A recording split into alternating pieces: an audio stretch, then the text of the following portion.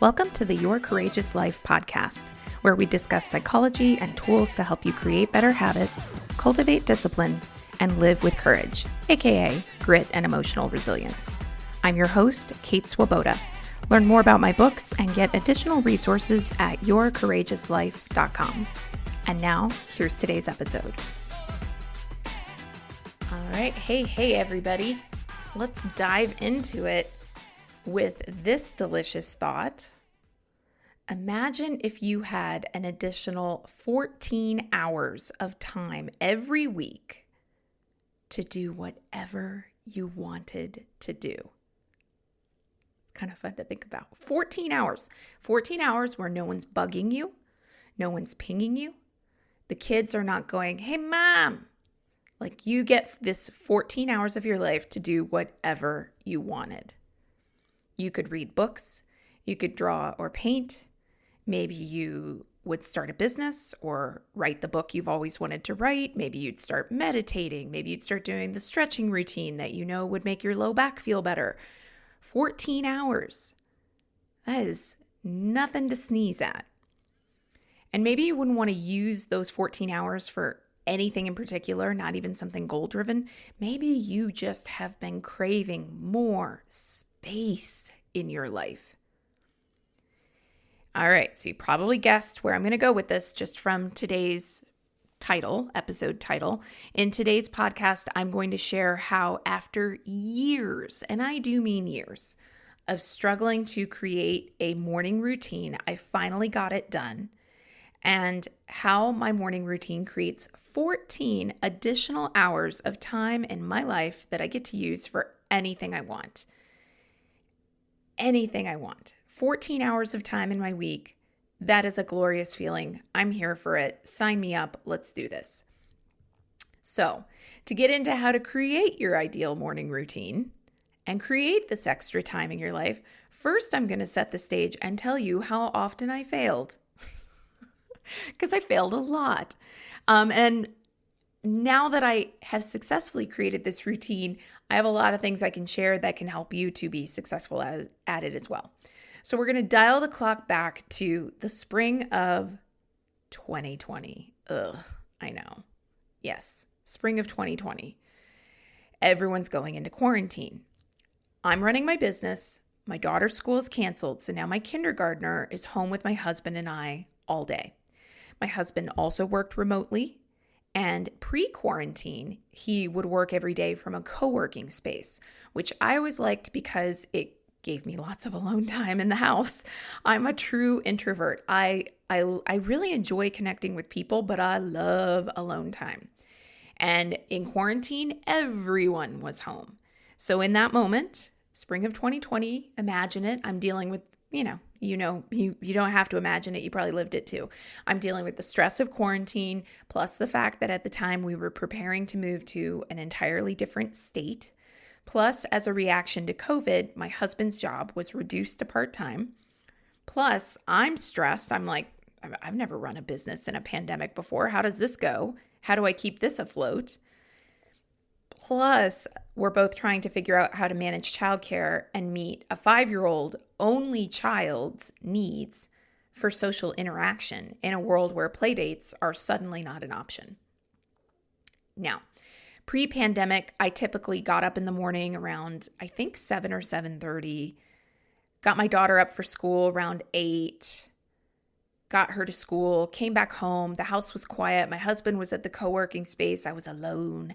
I might start my day by reading or writing or connecting with a business colleague or designing new curriculum for a course I'm creating or working on, or, a lot of different things. Pandemic hits. I was only a few weeks into the pandemic. Remember, at the beginning, it was always like, we're just going to flatten the curve. This is just temporary. It's not forever. But then when it kind of became obvious that this is going to be a while, I realized I was going nuts just listening to my family members walk through the house, much less actually talk to me or say that they needed something. And I tried things like taking walks alone, or my husband and I would take turns, like taking our daughter out, trying to give each other a little bit of time. This was not cutting it. So I just had to do it. I was like, all right, I got to force myself to start getting up at 5 a.m. So this is the part of the story now where I tell you that for years, I had aspired plenty of times to be one of those early risers, right? I kind of idolized early risers. And I had read all the articles about how like these, the top 50 or 30 or 10 or however many people are being profiled in the magazine. Like, what do they all have in common? Well, they're all early risers. That's what they have in common. I'd done all that stuff. And I aspired plenty of times to be one of those people. I had never been successful at it for more than maybe one very tired, very irritable day before I promptly went back to my usual wake up time. Kind of went, fuck this, I don't need it. But desperate times call for desperate measures.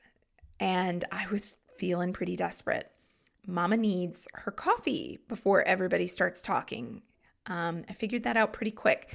So I said, okay, I got to force myself to do it. I have to start getting up at 5 a.m. because my daughter was getting up, 7:30 or, somewhere in that range. And it just was like, this isn't working.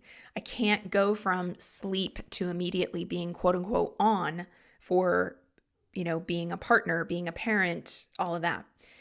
Now, I'm sure that at some point in the Your Courageous Life podcast, at some point I have mentioned this story, and probably also in telling this story, the Philips Sunrise Alarm Clock. Philips is a brand, and the Sunrise Alarm Clock is a clock that instead of going rant, rant, rant at the appropriate time, it gradually lights up the room that you're sleeping in at the time that you need to wake up, like a sunrise. It's very gradual.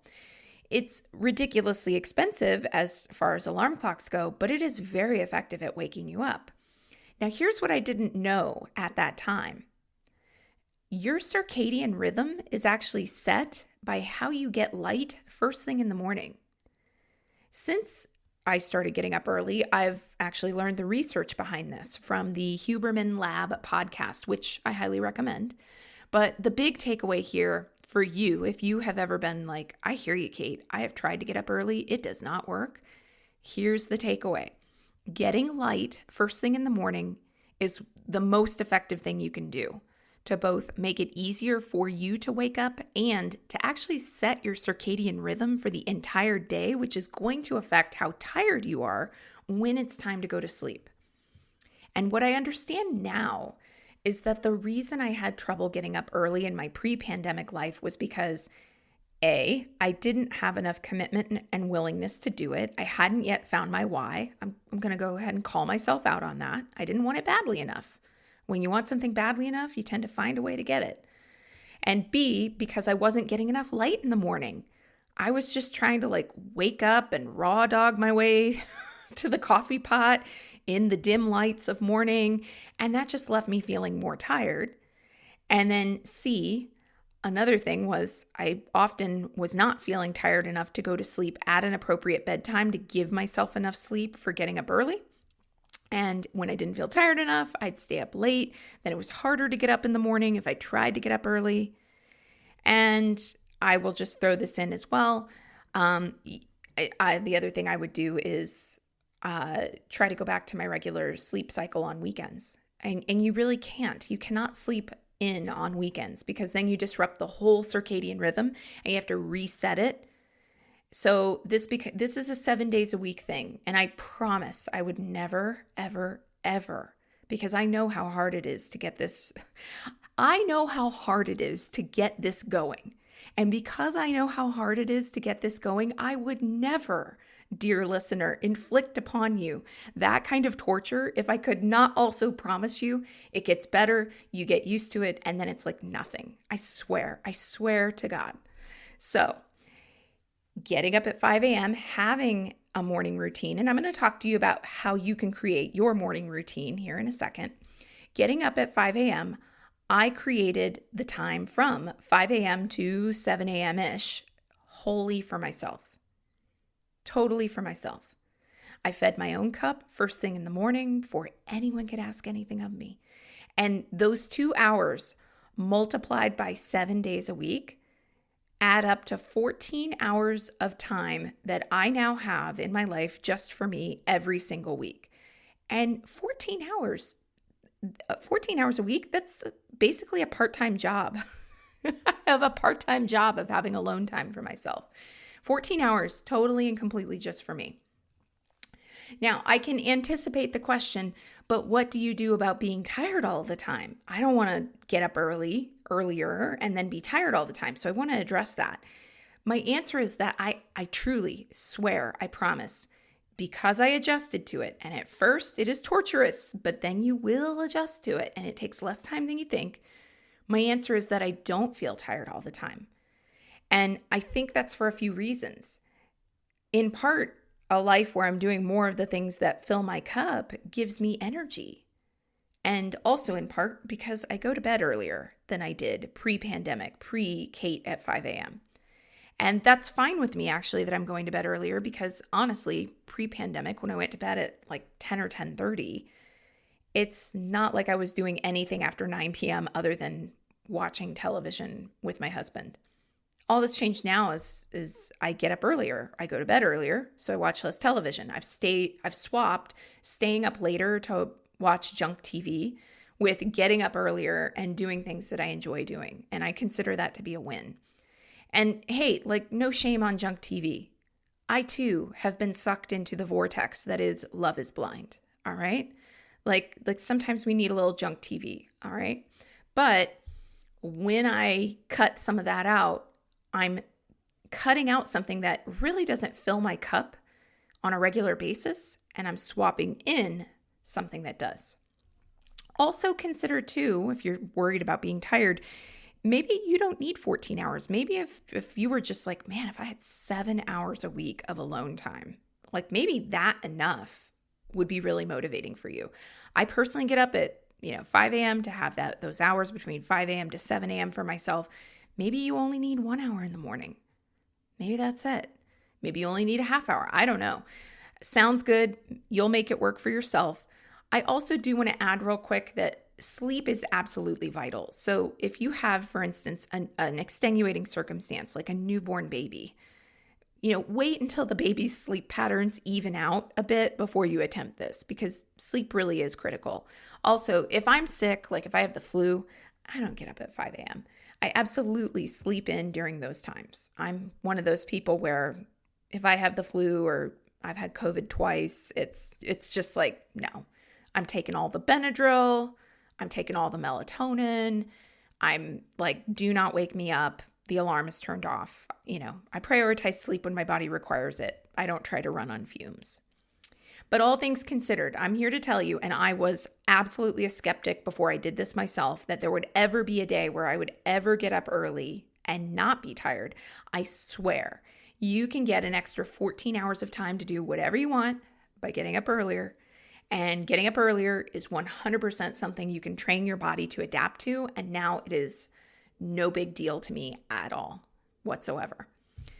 Now, before I move on to what you do with those 14 hours, I just want to quickly recap again, because these pieces for you to be successful at actually creating an earlier rising routine that will lead into you having a morning routine, these are the essential elements. I learned the hard way with all of this. There's research behind these if you want to look it up. Like I said, I already mentioned the Huberman Lab podcast, but these are the critical components. Getting up early is hard, but you can make it easier by getting a bright light source upon waking. The Philips alarm clock is great. If you can't do the Philips alarm clock for any reason, maybe your partner objects, I have a Fitbit and I have an alarm on my Fitbit that vibrates. And first thing I do is get up and flip on the lights in my home office. And if you can, outside light is best. But during winter, that isn't happening. So bright lights in my office are my go-to. Next, I want to let you know, the first 10 minutes after you wake up, that's the hardest when you're not in the routine fully. First 10 minutes are the hardest. That is the time when everything in you will be screaming, fuck this, I'm going back to sleep. Okay, so you have to get up, get out of bed, go somewhere with bright lights, and hang in there. The first 10 minutes are the hardest.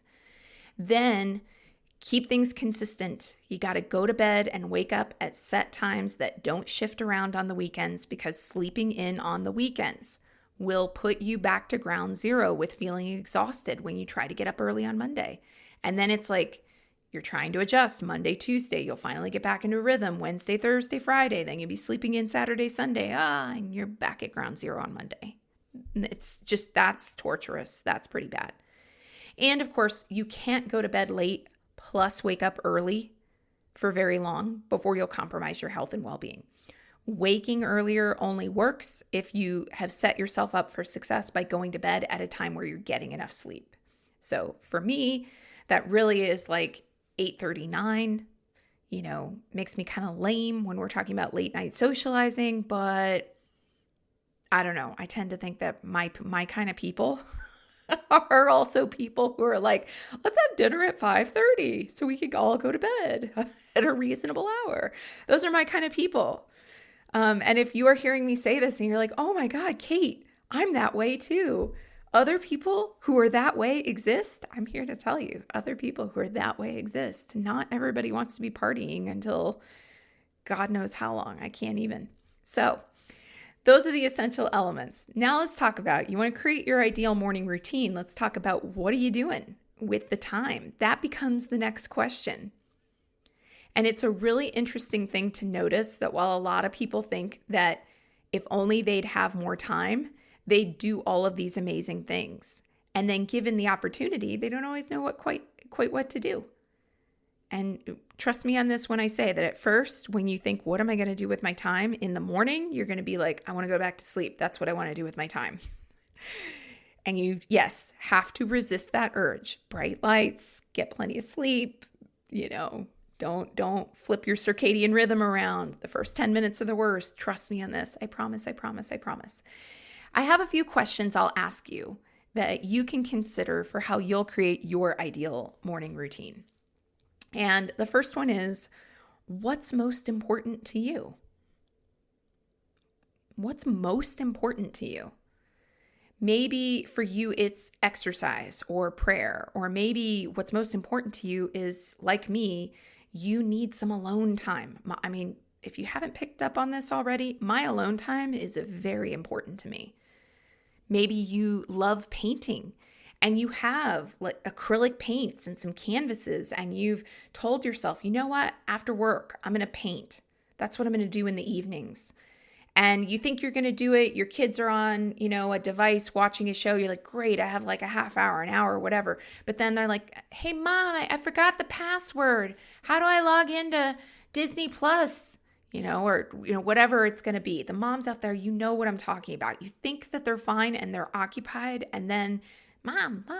It's just like, oh my God. So maybe you've tried to do the thing you love, like, painting, and you're just tired in the evenings, or it's a long day at work, or evenings maybe are the only time you can meet up to socialize with those friends who, like you, are willing to go to bed or go to dinner at like 5 or 6 or something like that. Whatever is most important to you, put that into your morning.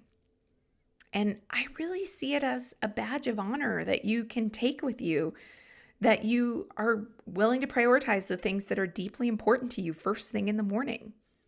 Whatever that thing is, what's most important to you, prioritizing that in the morning. Here's the second question. What will set you up emotionally for the rest of the day? And quick one here. Note that doing chores is not it. I do not care. You cannot tell me you cannot tell me I have to clean the kitchen because that's going to set me up for the rest of the day, because I will be less stressed out. I'm just so stressed out when there are dishes in the sink. Okay. I've had so many clients tell me this. You are losing hours of your life cleaning dishes out of a sink, thinking that is for your well-being. It is not. You can figure out, I promise you can figure out how to not be stressed even with dishes in the sink. So please do not get up earlier just to do more cleaning. What will set you up emotionally for the rest of the day? Doing chores ain't it. I'm talking about setting you up emotionally for the rest of the day, filling your own cup. So lots of ways to do this. One way you might be filling your own cup is just using the extra time as an opportunity to take things at a more leisurely pace. Maybe you'll use the time for things that will bring you joy or well-being. One of the reasons why I use my mornings as my time for writing fiction is that it's a way of starting my day with pleasure and creativity, and that mentally sets me up to have a better day. So my first question was, what's most important to you? And that's about how do I prioritize the thing that is most important to me first thing in the morning. My next question is, what is the thing that's going to set you up, like set your emotional state to have a better day from there on? In the same way that something really negative happening first thing in the morning can kind of spiral and create a like womp womp for the rest of the day, having something really positive happening first thing in the morning can create an upward spiral that makes your day better. Question 3, last question, and this one is not for everyone. We're all going to have different things that we want to use this morning time for, of course, and this is a question I'll pose to everyone, but it's specifically pointed at those who have big goals, big ambitions, and there just is not time during the rest of the day. I'm looking at you, entrepreneurs. And the question is, what's the best ROI for your time in under an hour? So again, do not use this time for house cleaning, okay? That is never the best ROI of your time, I promise. And I realize my words are like sacrilege to the people who are super tidy, but I promise you will not get back to the end of your life and go, I wish I'd spent more time cleaning. You won't. When I'm talking about ROI, return on investment for your time, I'm talking about the things that are very goal-driven. So that's why I say this question is not for everyone. Okay. The first question, what's most important to you? Everyone has something that is personally important to them. And the second question, what could you fill this time with? What's going to set you up emotionally for the rest of your day? That's about setting your emotional state. This last question, which again is not for everyone, is like, if you are that really goal-driven person, what could you do during your morning routine that will move you and your goals forward? If you hate your job, this is your time to apply for different jobs. If you want to gain a new skill, this is your time to log on to Coursera and get a certification. If you have always wanted to run a business, this is your time to learn about marketing. If you are training for a marathon, this is the time to get in your miles or add in the weight training that you know you need to be doing in addition to your miles. Now, and if this last question was particularly triggering, if you actually recoiled at the thought of getting up in the morning to log miles or work on a business, no worries. I gotta add that because I think there's something where for a while when I was looking at all these, you hear the profiles like I mentioned earlier of these really successful people, I thought, look at this. They get up and they get more done in the first 2 hours of the day than anybody else. In fact, some of them say this. I am a huge David Goggins fan. If you have not met David Goggins yet, well, you're welcome. And also watch out. Look him up. And he talks about that. He talks about, I get more done while people are asleep than anything. And he really feels like that's a badge of honor. And that's awesome for him. I love goals. I love ambition. I don't love them between the hours of 5 to 7 a.m. So I may personally run a business, for instance, but I don't do it between the hours of 5 to 7. I'm clear that that time is for me, myself, and I. Or me, myself, and I plus coffee plus the dogs. Everybody leave me alone. That's my time. That's my alone time. That's what's important to me. I have other time that I spend on my business or what I think of as cultivating my body of work in the world. And I don't want anyone to be left with the sense that if they aren't highly goal-driven in the morning that they're failing. You're not. Like, I think one of the best ways to set myself up for success with my goals is that I have 14 hours a week of alone time. It's so great. Now, just in case you're wondering, I'm going to talk a little bit about time management generally, okay? Because again, that creep can happen where you start to think, I should do something more productive in the mornings, and then the chores and the womp stuff starts to creep into your mornings. And that is not going to be motivating for you to go to bed at a reasonable hour to be able to get up early. So I'm going to share just a little about my personal morning routine. It changes from time to time. Generally, this is how it flows. So I wake up, I let the dogs out to pee. And then once they're back in, and I turn on my lights. Like I said, I leave the bedroom where my husband is slumbering, and I go and I make sure I get some light. And one of the first things I do is meditate using the Insight Timer app. That app is free, by the way.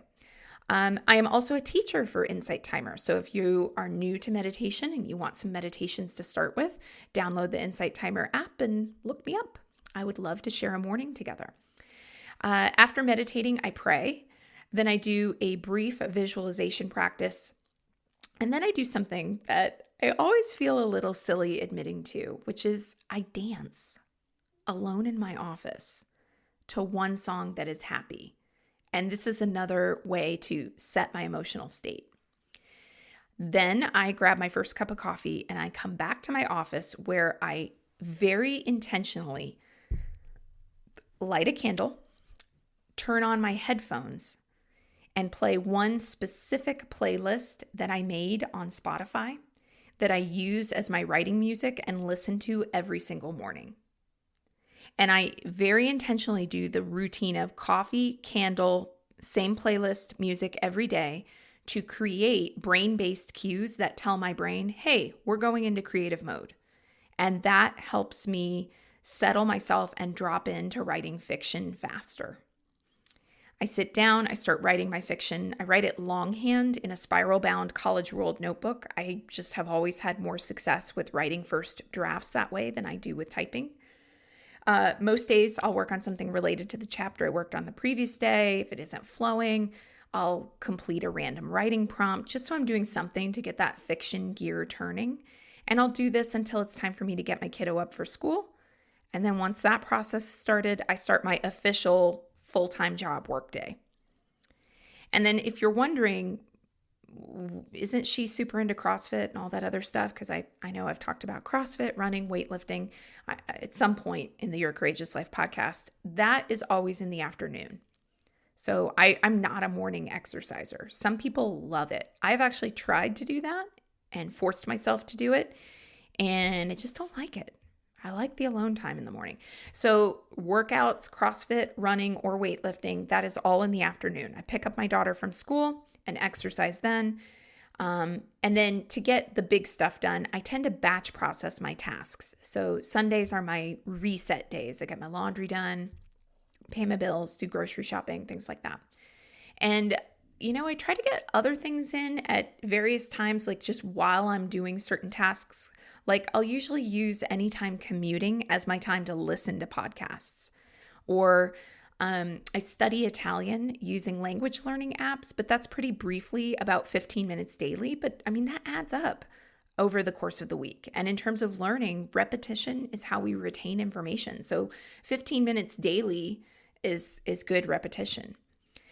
You might then wonder, okay, you're doing all these things. It's a lot of activities. Where are you fitting in time with your kid, with your husband? And that, I think, works for now. Sometimes I've wondered if we really should switch to something where it's a steady time every single week. But what we've been doing and what seems to work is just throughout the week, the time appears. We eat dinner together. My daughter and I have been watching old Fixer Upper episodes together. We talk in the car on the way to and from drop-offs. We usually have some kind of a family breakfast together at a local diner on the weekends. My husband and I walk the dogs during our respective lunch hours. That walk is time for the two of us to have a daily catch-up. What's going on in our lives? This or that is bugging me. Oh, this was really awesome that happened. Weekends are usually for socializing with other families or socializing as a family ourselves, getting out for a hike, things like that.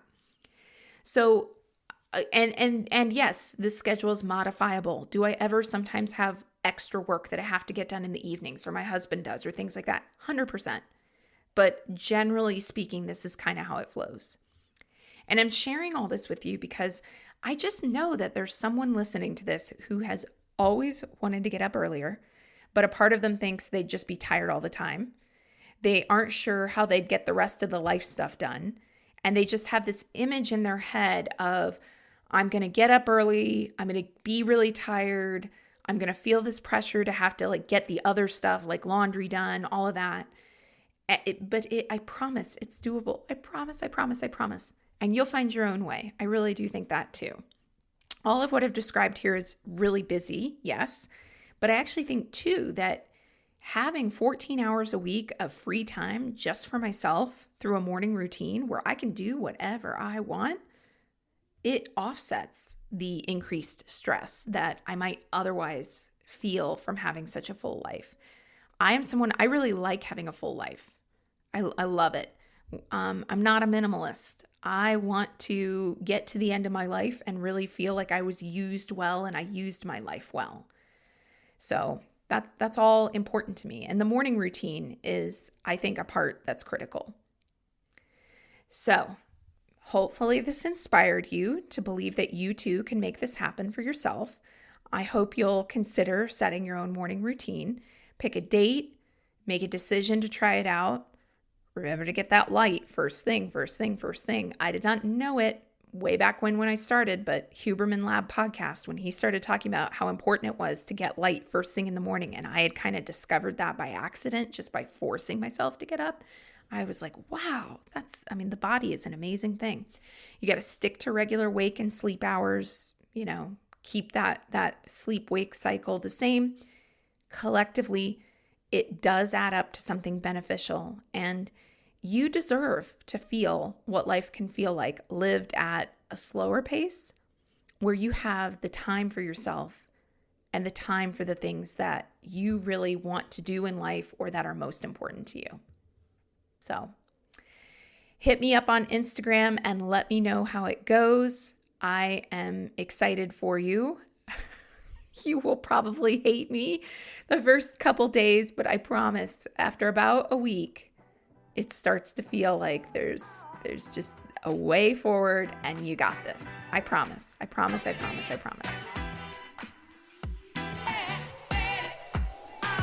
right, that's today's episode of the Your Courageous Life podcast. Thank you for listening. To dive in deeper and continue the work, head on over to yourcourageouslife.com. See you there.